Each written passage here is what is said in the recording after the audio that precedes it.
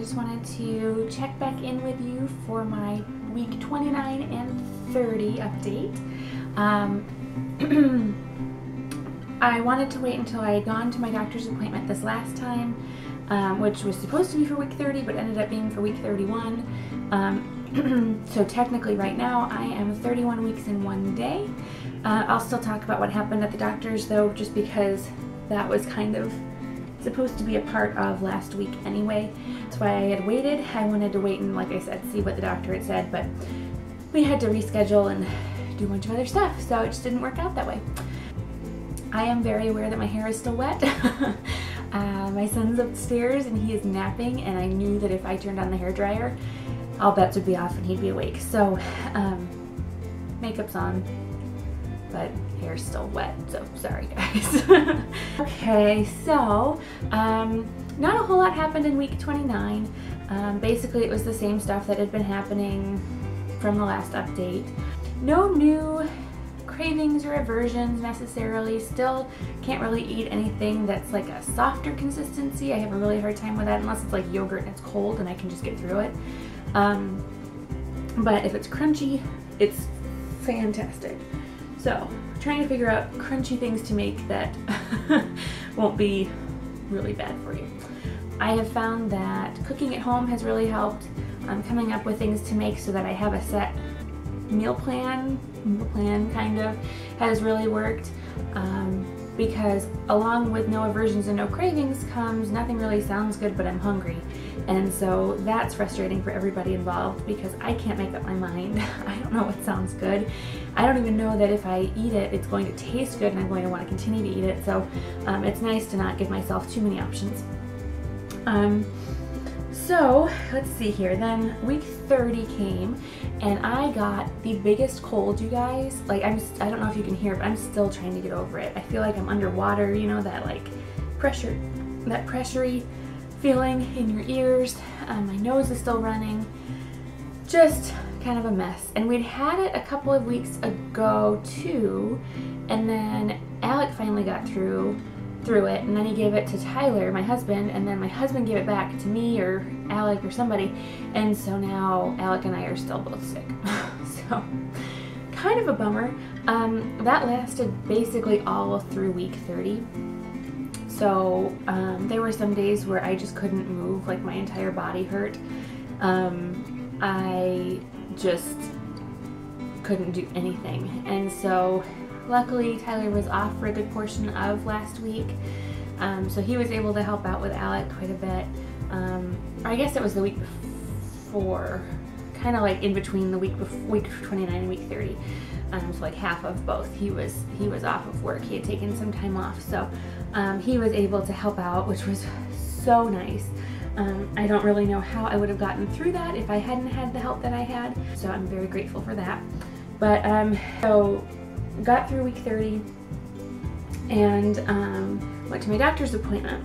So when I went in on week 29, and I don't remember if I had mentioned this in my last update or not, I should go back and watch it, but the baby had turned. So the whole pregnancy he had been breech, and then that last time we'd gone in, they'd said, oh, he's turned, he's head down now. So everything was really good. I was really excited because that meant that I didn't have to have a C-section potentially, and you know, things were just good. And so anyway, so this last time I went in, he has turned back again, so now he's breech again. So I asked the nurse and I asked the doctor what I should do, and the doctor is really against manual turning of the baby. Sometimes what they can do is they can actually turn the baby around, or attempt to at least. It's like 57% effective. Once the baby turns, if they can get him that far, there's a chance that he'll just go right back to where he was. And then there's also some kind of scary things that could happen as far as like the cord getting caught around him, blood pressure issues, just a bunch of things that to me weren't really worth it. I have time. I still have a couple of weeks before, you know, they're really having to think about it. So there's a pretty good chance he'll turn back. I just hope that once he does, he stays there, because I don't really want to deal with major surgery. the whole process of actually having a baby is scary enough without having to think about having to have major surgery and being awake for it and then having to go through the recovery for it. And it's just, I don't know. I mean, I know lots of people who've had C-sections and they've gone fine. Everything has been great. You know, it's just as beautiful, obviously, as any other way. You get a baby at the end of it regardless. And so I really don't feel as if it would be, I would be gypped in any way. I just feel like I have had enough surgery, so I'd prefer not to have another one. And so, but there are some plus sides to it as well. You do have a set date, you know, so you know when the baby's going to be born, barring any sort of like weirdness where I go into labor before. But anyway, so we just don't know. We're just kind of going with the flow right now. We won't know until week 37 or so is when they start to kind of think about, okay, so we kind of need to plan the C-section, or we kind of need to, you know, figure this out. In the meantime, I have found online lots of ways, like old wives' tales and whatever, for turning a baby at home. So I think I'm going to be doing a video. If you guys haven't seen them, Cullen and Katie did one. Bama Chick, Cullen and Katie, they did a video about all the things that they say you can do to turn a baby. So I'll link that down below. It's actually very funny. So I'm going to be doing a very similar thing, I think. The thing though is that you can't start doing those things until week 32. I'm still in week 31, so I have some time to come up with a list. Anyway, so that was, you know, that was fine. That was whatever. It was kind of discouraging, but we got to see him and he was fine and everything was good. They are estimating that he weighs 3 pounds 12 ounces. And from what I've read, the average baby at this point weighs about 3.5 pounds. So, baby's a chunk. And I have seen pictures where, actually I have an ultrasound picture that I will put in here. But you can see his cheeks are already just so cute and pudgy and just sweet. So, he will be a chunk, I'm sure. Alec actually wasn't. When he was born, he was very tiny. He was born 3 weeks early, and he weighed 6 pounds 13 ounces and was just a tiny kid.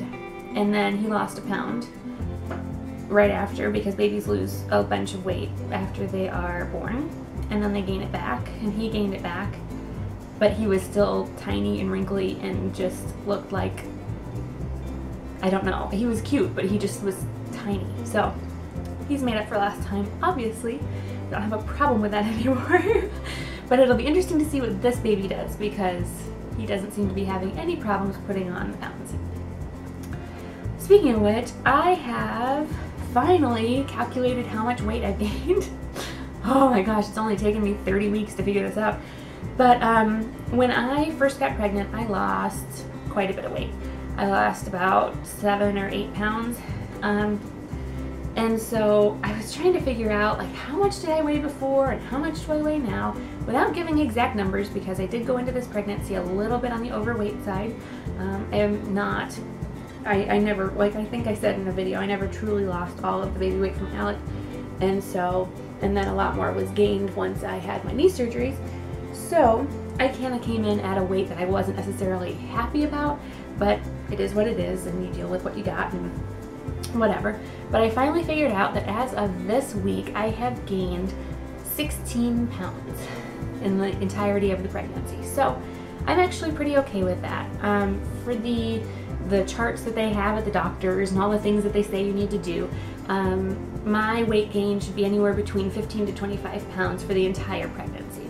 So I'm right there within a normal range. And like I said, I only have 9 weeks left to go at the most, so I'm going to still remain within that good range if things keep going the way that they're going and I don't balloon up like a giant car.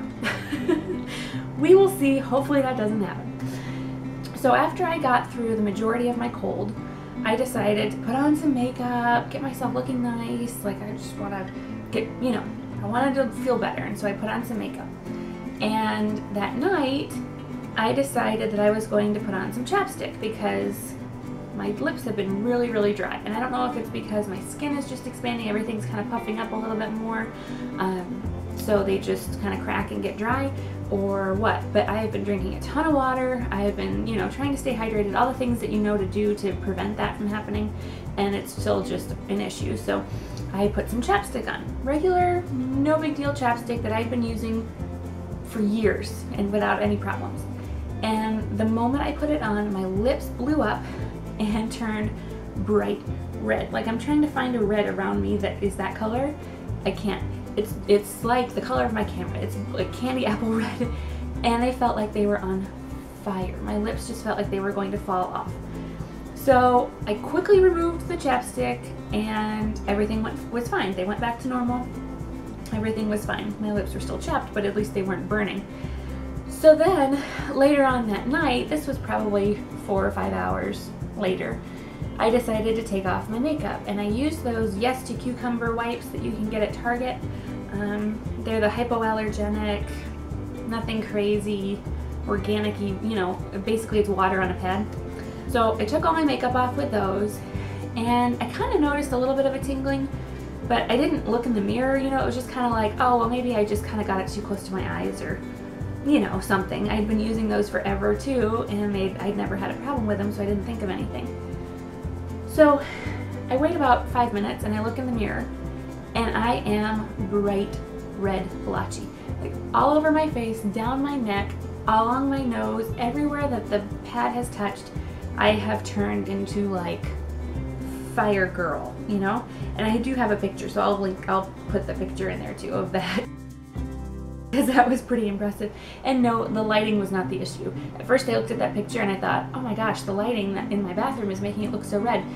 So I moved away to a different light, and it's definitely as red as it appears in the picture. So I used soap and water to take off all of the makeup remover that I had just used, and it took about 30 minutes for it to go back down. So I talked to my doctor about it yesterday, and she was like, yeah, she said, a lot of times when you're pregnant, your body goes through these changes that, you know, it's not all at once.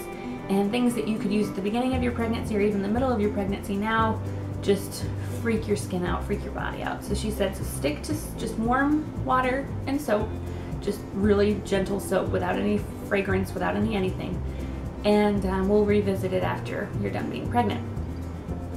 So that was interesting. I didn't know that your body could change like that so quickly.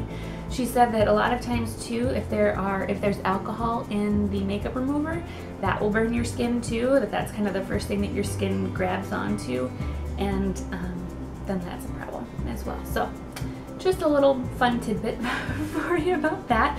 I have found that scented lotions do that to me now.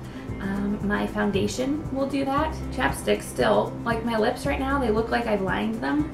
I've just covered them up with lipstick and lip liner because I used chapstick this morning because my lips were so dry and they puffed up and did the thing again.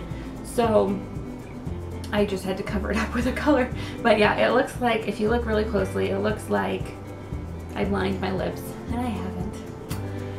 So that's been exciting. So far I haven't noticed any sort of like food or drink allergies, so that's really nice. But I've noticed that the coconut lotion that I've been using this whole time is starting to do it too, which is interesting because everything is natural, there's no scent or anything. So I don't really know what I'm going to be able to do. I still want to be able to use all this stuff or something like it, you know, but not break out all over the place. And I really don't know how I'm going to take off my makeup tonight, but I guess we'll figure that out. The only other thing is that my clothes don't fit. Everything's too short or really hot. When I was pregnant with Alec, I never had like a photo shoot or like maternity photos taken, and I don't need anything fancy. I didn't want anything like professional or anything. It didn't have to be that way. It would have been fun, but I didn't, you know, it didn't have to be that way. But we never got a chance to. So then this time around, I really wanted to do it. I really wanted to, you know, get dressed up and do my hair and go get pictures taken. And you know, my husband was like, yeah, we'll go to the mountains and I'll take pictures and it'll be great and whatever. So I was all excited, getting dressed. Nothing fits, you guys. Everything is, like I said, really, really short, or doesn't fit in the arms, or, you know, like doesn't work. And then any dresses I wear are just so hot, because when you're pregnant everything is just so hot, and it has been so hot here. And so I was just like, okay, we'll forget it, we'll just not do it and whatever. So that was kind of a bummer. I'm hoping at some point to be able to do them still. I would really like to do it. I wish that I was pregnant in the winter because it would make things so much easier, but that's not how it's gonna go. So we'll just have to see. Tyler's off of work in the next few days, so maybe we'll try again in the next couple of days. I really don't want to buy any clothes just because I'm so close to the end that unless they're things that I can wear after, that's one thing, but just pregnancy clothes in general, maternity clothes, I just don't want to. I'm going to go ahead and end with a belly shot. Thanks so much for watching, you guys. If you have any questions, any comments, anything, don't hesitate to leave them in the comment section. I love to read comments from you guys and see that you watch them and all that fun stuff. And I will be back next week for another update. Thanks for watching, you guys. I'll see you later.